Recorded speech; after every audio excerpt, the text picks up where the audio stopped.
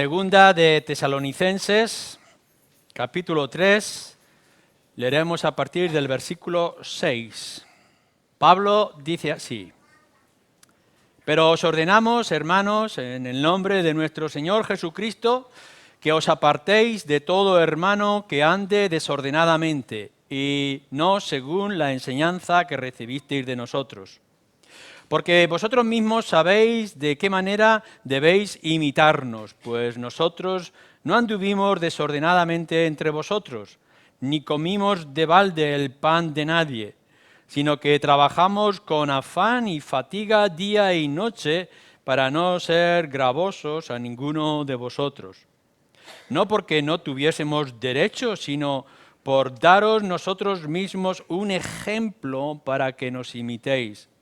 Porque también cuando estábamos con vosotros os ordenábamos esto: si alguno no quiere trabajar, tampoco coma. Porque oímos que algunos de entre vosotros andan desordenadamente, no trabajando en nada, sino entremetiéndose en lo ajeno. A los tales mandamos y exhortamos por nuestro Señor Jesucristo, que trabajando sosegadamente coman su propio pan. Y vosotros, hermanos, no os canséis de hacer el bien. Si alguno no obedece a lo que decimos por medio de esta carta, a ese señaladlo, y no os juntéis con él para que se avergüence. Mas no le tengáis por enemigo, sino amonestadle como a hermano. Esta es una lectura de introducción a nuestra serie que estamos en Primera de Corintios, y os pido que paséis ahora a esa primera carta de Pablo también a los Corintios. Estamos en el capítulo 5. Y como hace ya un par de semanas que no hemos leído el texto, lo vamos a leer otra vez. Primera de Corintios, capítulo 5, y leeremos los primeros 5 versículos. De cierto se oye que hay entre vosotros fornicación, y tal fornicación cual ni aún se nombra entre los gentiles, tanto que alguno tiene la mujer de su padre, y vosotros estáis envanecidos. ¿No debierais más bien haberos lamentado para que fuese quitado de en medio de vosotros el que cometió tal acción? Ciertamente yo, como ausente en cuerpo, pero presente en espíritu, ya como presente he juzgado al que tal cosa ha hecho.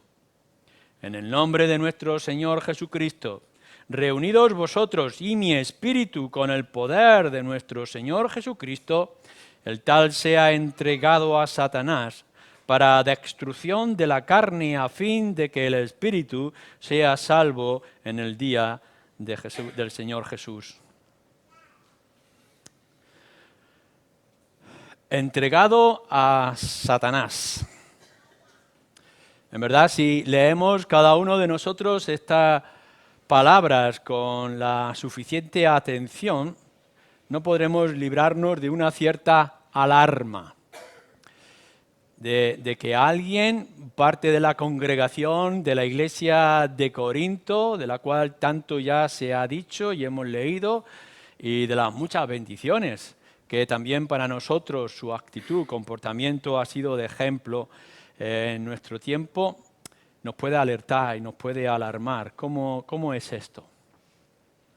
Quiero que en esta mañana veamos 3 puntos sobre esta idea de ser entregado a Satanás. Y claro, el primero tiene que ser una introducción que nos ponga en el contexto de lo que estamos hablando, porque esta frase, este versículo, se extiende mucho más a lo que pudiéramos ver o entrever en primer lugar. La iglesia local, la iglesia de Corinto y la nuestra, la iglesia local, tiene autoridad para entregar a alguien a Satanás. Esto es lo que está diciendo nuestro texto. Y esto es a lo que nosotros nos tenemos que enfrentar. Es decir, que una iglesia como la nuestra ha recibido autoridad de parte del Señor, de parte del cielo, para que en ciertos momentos, quizás sí, dramáticos, nosotros tengamos autoridad para entregar en las manos de Satanás a alguien. No nos debiera de sorprender, puesto que ya nuestro Señor Jesucristo, por ejemplo, en Mateo capítulo 16, ve también en otros diferentes evangelios, nos está diciendo que la Iglesia, el pueblo de Dios reunido, no solamente el apóstol Pedro, acordaros, sino que es también para toda la Iglesia, tiene la capacidad de atar y de desatar. Todo lo que atéis en la tierra ya está siendo también atado en el cielo, y todo lo que desatáis en la tierra ya está siendo desatado en el cielo. O un poco más adelante, también en un contexto parecido, se nos está diciendo en el Evangelio de Juan que nosotros podemos retener, nos dice, o podemos perdonar los pecados. Y esas mismas frases que tenemos en los evangelios son suficientemente importantes para que nosotros pudiéramos dedicarle más tiempo. Fijaros bien lo que nos dice el evangelio. Los creyentes reunidos, igual que nosotros, aquellos que forman parte de la iglesia local en cierto lugar, tienen la autoridad para poder atar y desatar en el nombre de Dios y para perdonar o retener los pecados de parte de Dios. Y ahora, en un contexto práctico, se nos está diciendo que también la iglesia local tiene la autoridad para decirle a alguien que es entregado o puesto en las manos de Satanás. Así que lo que nos está diciendo ya es algo muy importante. Por si alguno no lo sabía, la realidad de Satanás está aquí presente. Es decir, no es únicamente una idea mítica que podamos imaginar de Satanás, o algo teórico que hayamos leído. No, nos está diciendo algo muy concreto el apóstol Pablo a la iglesia de Corinto y por tanto también a nosotros. Fijaros bien, el poder, el reino, el lugar de Satanás. Está ahí. Y tiene poder. Cuando está diciendo que alguien es entregado a Satanás, estamos diciendo que Satanás tiene cierto poder y cierta autoridad. Y volvemos otra vez a los evangelios y a otras partes de las escrituras donde se nos dice, por ejemplo, que Satanás, el diablo, el ángel caído, el acusador, el padre de mentira, etcétera, él tiene poder, tiene el principio, tiene el dominio, en cierta manera, del mundo que nos rodea. Es decir, que ese mundo, el que está ahí fuera, el no espiritual, está en las manos de su padre, el diablo. Y no nos gusta hablar de estas cosas, nos duele por todo lo que esto implica, pero estamos diciendo que o estamos entregados a las manos del Espíritu o la gente está entregada a las manos de Satanás. O tenemos la influencia y el poder del Evangelio en nuestras vidas, en tu vida, o tienes la influencia y el poder de Satanás. No está hablando de una manera irreal, sino de una manera concreta. Y cuando se lo está diciendo a los corintios, se lo está diciendo con esta claridad. Mirad, o estáis en las manos de Cristo, en las manos del Señor, del Evangelio, del Espíritu, o pudierais estar con nosotros como autoridad en las manos de Satanás. No es una elección que pueda venir irregular o desvariada en la locura o pensamiento de aquellos que hablan tanto de Satanás, ni tampoco que olvidéis que ignorar o no tratar o no discutir acerca de Satanás lo hace irreal. Satanás está ahí. Lo que nos está mostrando este versículo y esta línea es importante, lo podremos ver también en otras ocasiones de una manera más específica. Pero lo que se está mostrando es que la Iglesia es una especie de embajada en medio de un país enemigo. O que es el barco de rescate en medio de una situación de inmenso peligro. La Iglesia por el mensaje de la cruz y del Señor Jesucristo y por el gobierno santo que tenemos en Cristo o del Espíritu en medio de nosotros, somos como la luz que está en medio de la oscuridad.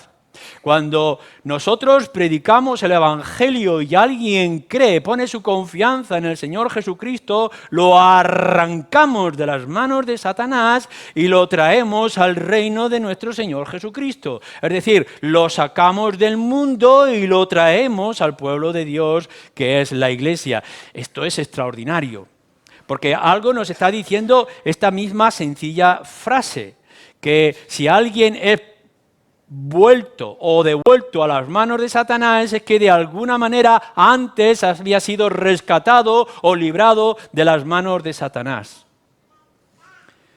No os fijéis en el mundo como si fuera, bueno, gente que no entiende o desconoce, que tiene opiniones distintas, que es de respeto, etc. Si bien todas estas cosas las tendríamos que tener en consideración, tenéis que tener una idea muy clara. Esto se trata de esta manera, del poder endiablado del diablo, del inmenso poder extendido de Satanás, sí, con el permiso de Dios, pero un dominio enorme en el corazón, las almas de la gente que está a nuestro alrededor. Y ahora nosotros que por el poder del Cristo tenemos el mensaje de ir a todas las naciones y a todos los lugares para que la gente salga de ese lugar y venga a ser parte, a formar parte del reino de Dios, predicando el Evangelio. Lo que nos está mostrando esta línea de pensamiento, la Escritura, es que tenemos una inmensa responsabilidad.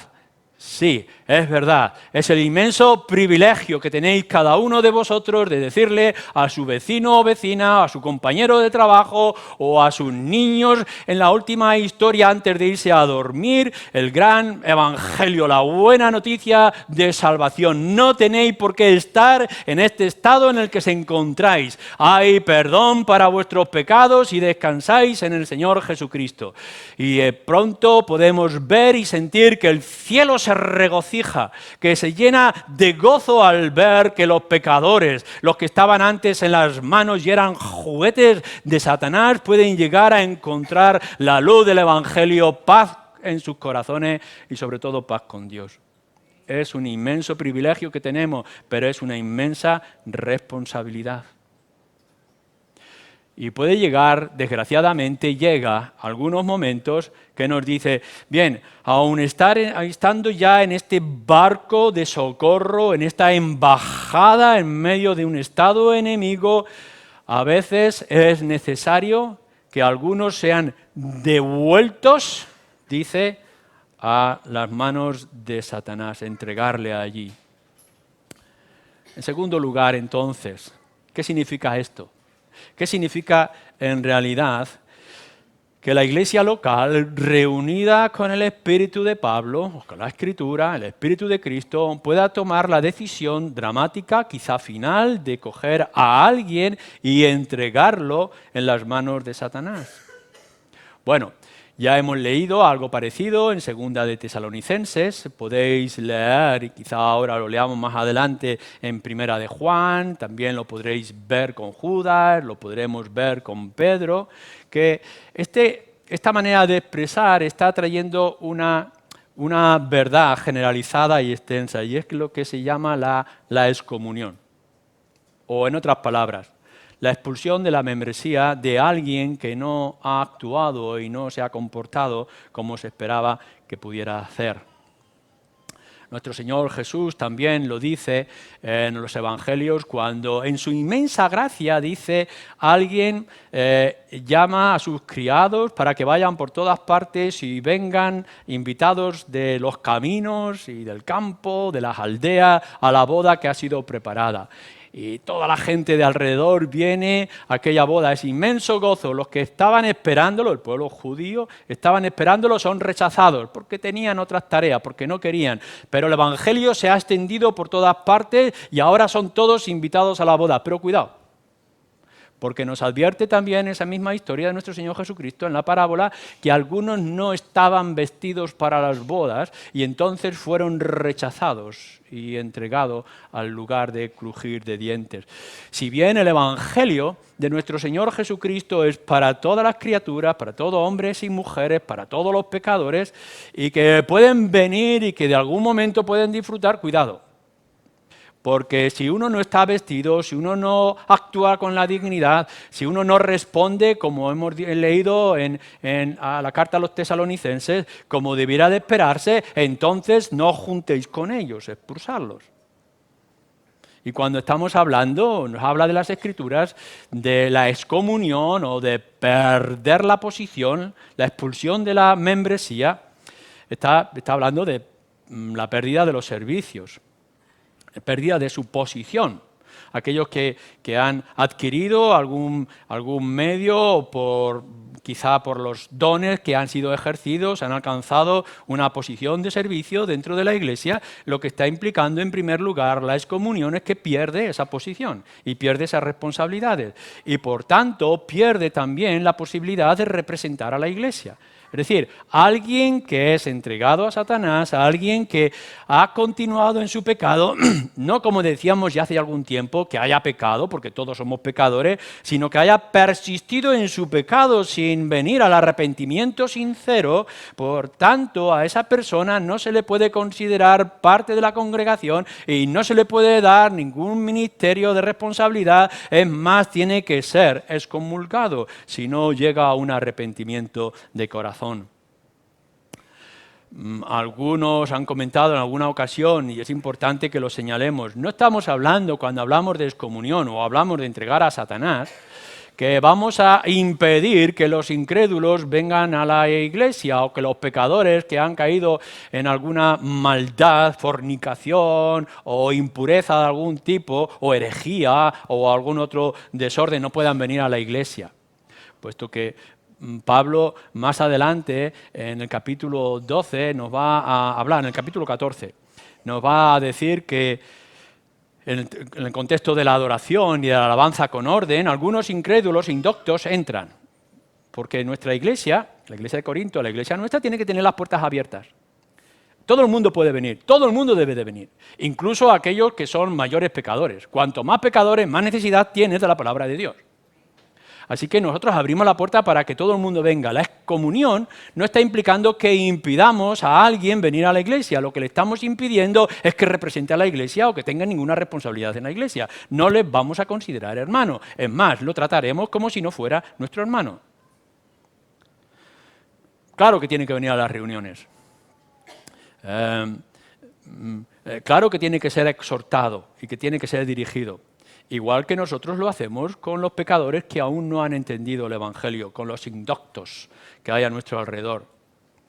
¿Habrá algún caso, podremos suponer que hay algún caso en el cual nosotros tengamos que impedir que alguien entre a nuestra congregación? En algunos lugares de este mundo hoy en día se tienen que poner soldados, policía en las puertas, porque cualquier islámico fanático puede entrar en la congregación con un fusil o con una bomba y matar a gente. No podemos decir, bueno, que también vengan los asesinos. No podemos hacer esto. Ha habido gente que ha venido a la iglesia pues para robar los bolsillos de los abrigos. Pues tendremos que impedir que los ladrones vengan a robar. Escuchar el Evangelio sí, pero a robarnos no, que no somos tontos. Por tanto, sí, habrá unos límites de personas que tendremos que decir por su comportamiento crean un peligro, no les vamos a permitir la entrada. Todo lo demás, lo tendremos que decir con una manera clara y contundente, sea quien sea, estés donde estés, no importa el cieno que estés cargando sobre tus espaldas, no importa lo oscuro que sea tu corazón, no importa lo ofensivo que haya sido a nuestro Dios santo, ven y escucha el Evangelio porque hay salvación para ti.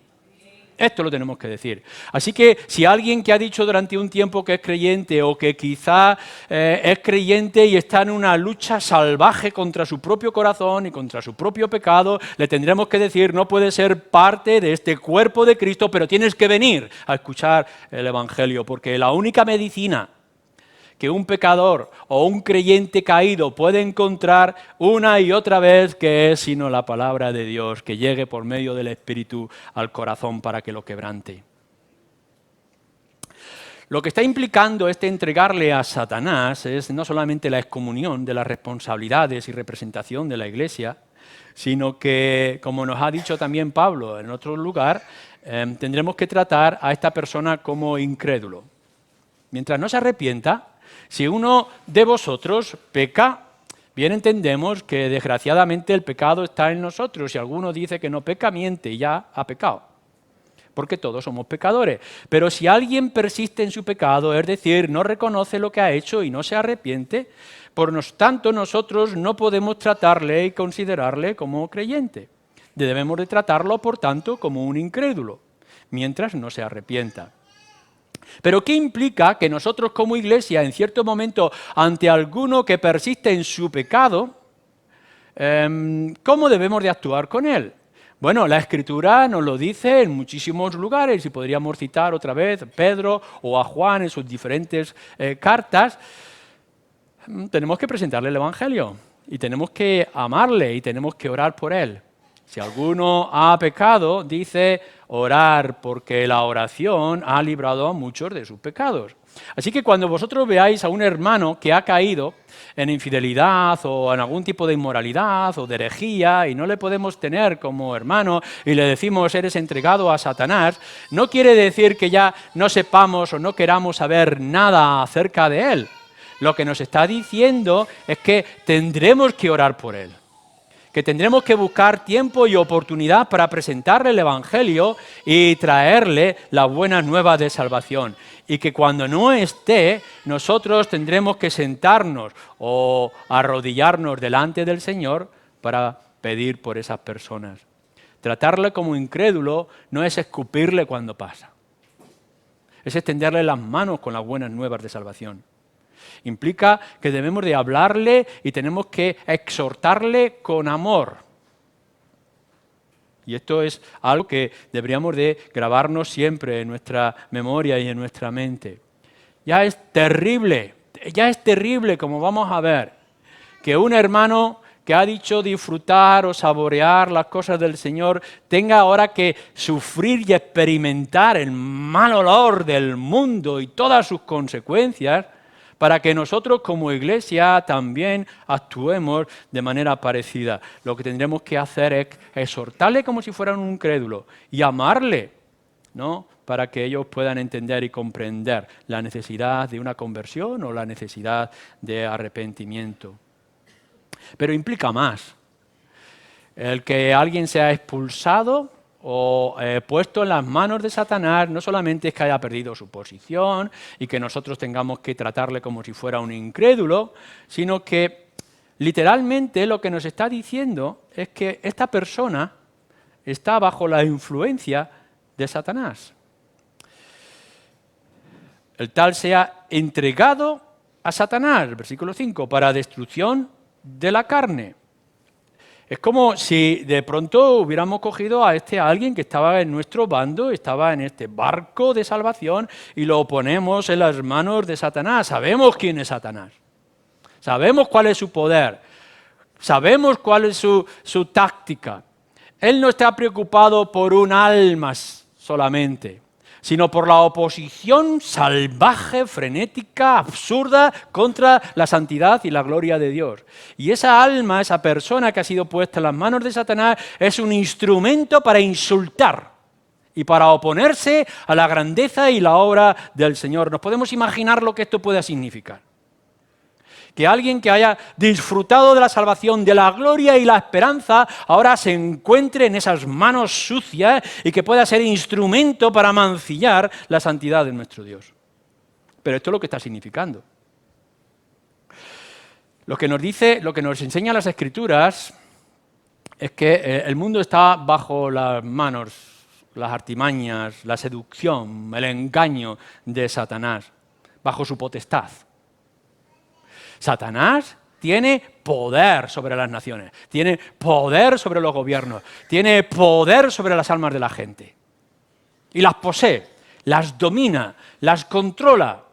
Y no estamos diciendo que los pecadores sean pecadores por causa de Satanás. No, los pecadores son pecadores porque son pecadores por sí mismos, son responsables de sus propios actos. Pero aquí tenemos este padre de mentira, este acusador inmenso, tomando las almas de las multitudes, de la masa a nuestro alrededor y haciendo con ellas este cóctel ofensivo y asqueroso contra la gloria de nuestro Señor.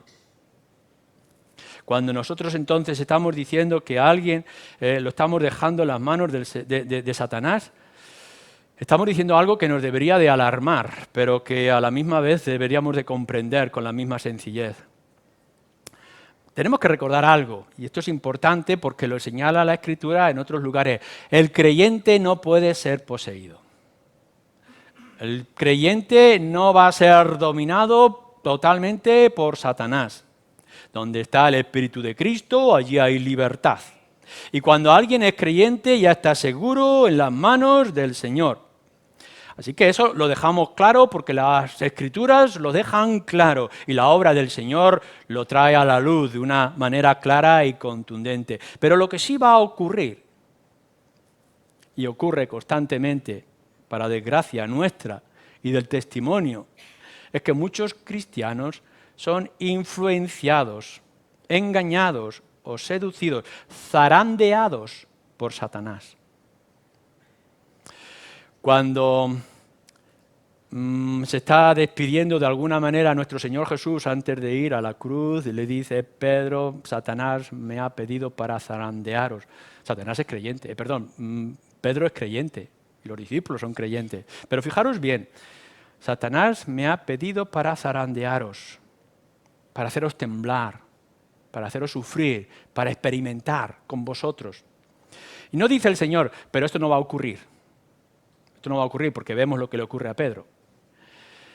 Lo que sí hace nuestro Señor Jesucristo es, pero yo he rogado para que vuestra fe no falte. Así que lo que ahora nosotros nos imaginamos con estas almas desgraciadas que por causa de su amor al pecado han caído en esta maldad y en esta posición, y por la vaguedad y la indiferencia de la Iglesia no se ha actuado de la manera sabia, contundente o precisa, y este hombre ha caído en este pecado, nosotros lo entregamos a Satanás para que lo zarandee, no para que lo domine, no para que lo lleve al infierno, sino para que lo zarandee. No le va a librar de esta posición, de este problema, de esta dificultad. Pero sí, mientras tanto, en el lugar como hace nuestro Señor Jesucristo, oraremos para que la fe de este hombre no falte.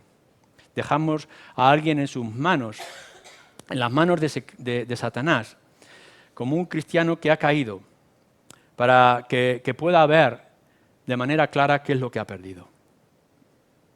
Para que se pueda encontrar en lo más bajo de este mundo, que pueda ser el instrumento juguete de Satanás. ¿No os parece terrible esto? Que podamos encontrar personas que han predicado el Evangelio o que han sido ejemplo de actitud y comportamiento.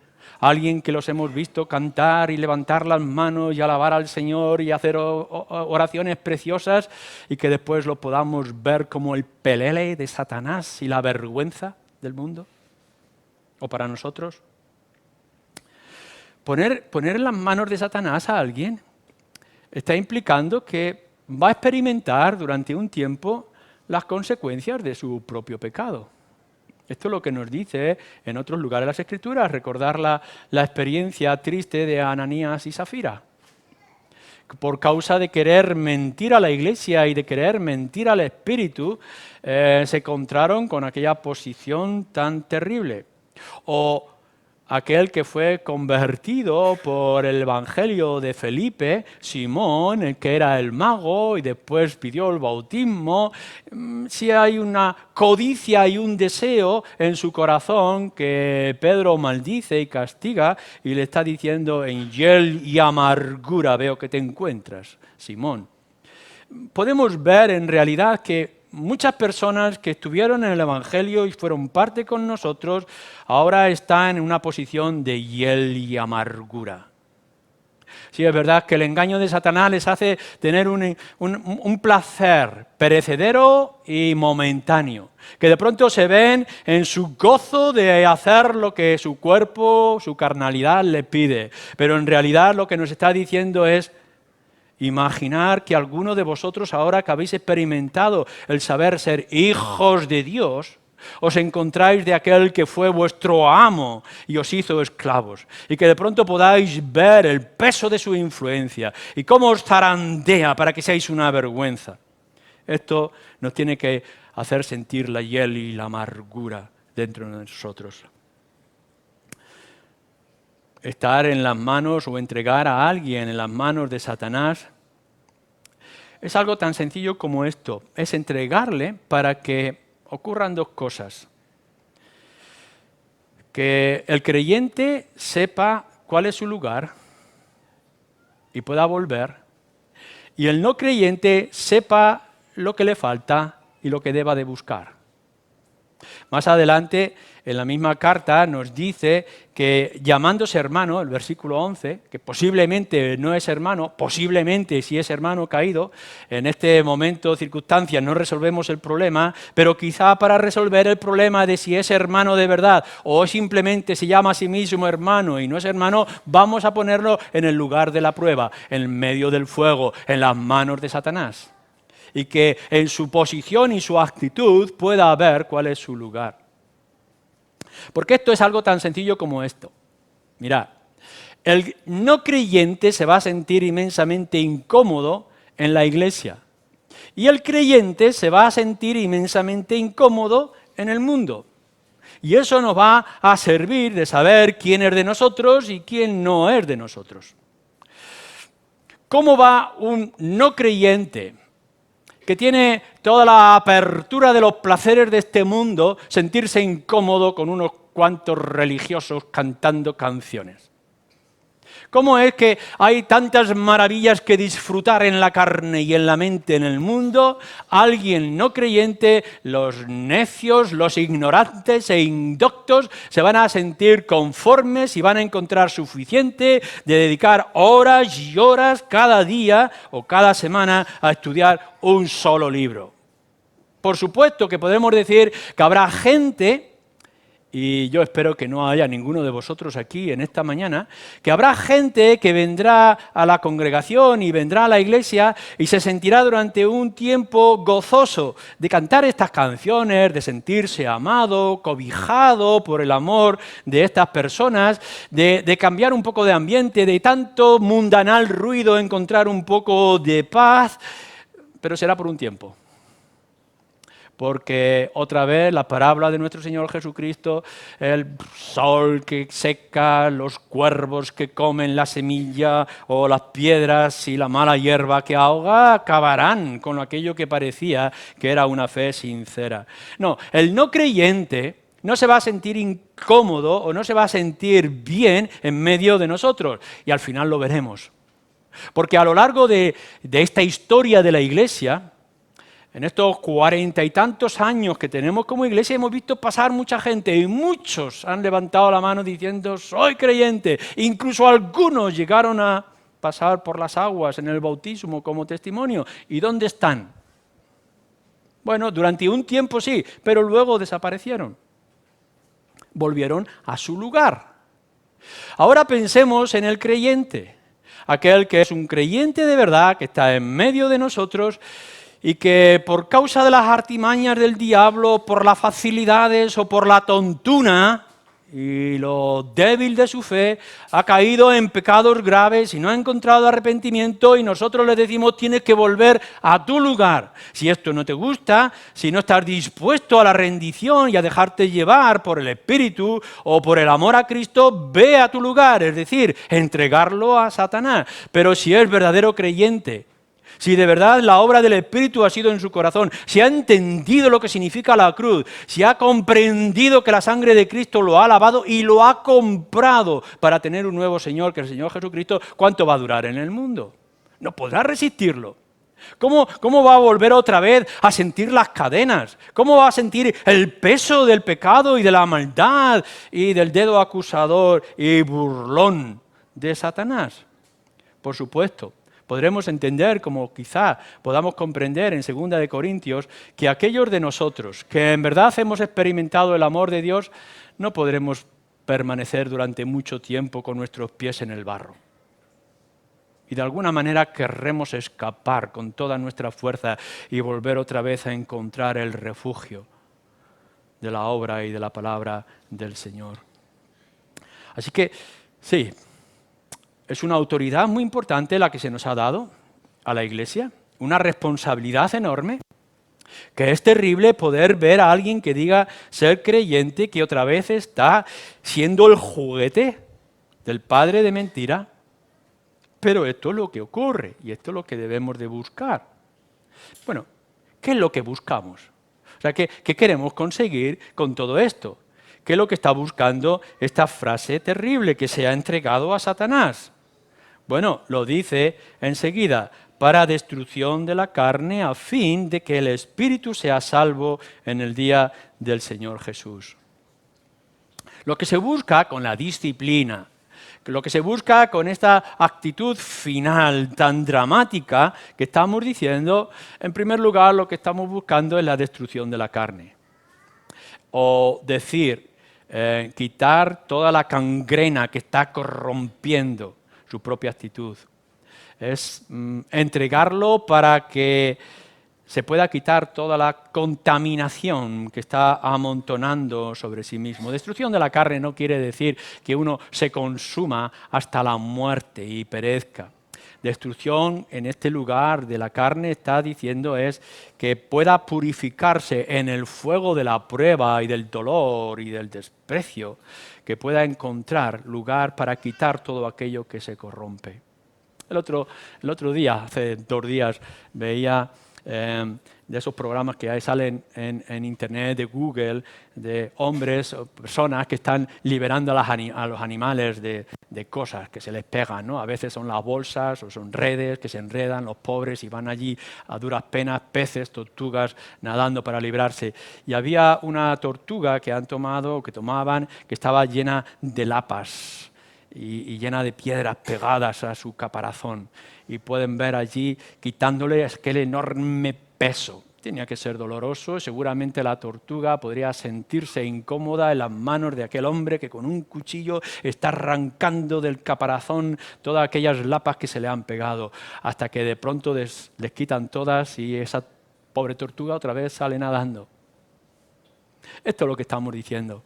Mirad, algunos de vosotros puede estar ahora mismo en esta mañana en pecado y pensar que bueno, su pecado no se descubre, que está ahí en esa perseverancia dentro de su corazón o dentro de su mente. Quizá no te das cuenta por la exhortación que se te puede hacer, que estamos diciendo, un creyente no actúa así, no tiene ese comportamiento, no tiene esos pensamientos, no tiene esa actitud en la familia, con la esposa, con el esposo, etcétera, etcétera. Y aún así hay oídos sordos y hay terquedad y hay excusas y circunstancias que quieren inventarse para cubrir su pecado. Bueno, hay otra manera que lo tienes que ver y tienes que darte cuenta y es a las duras, es con los golpes de la vida.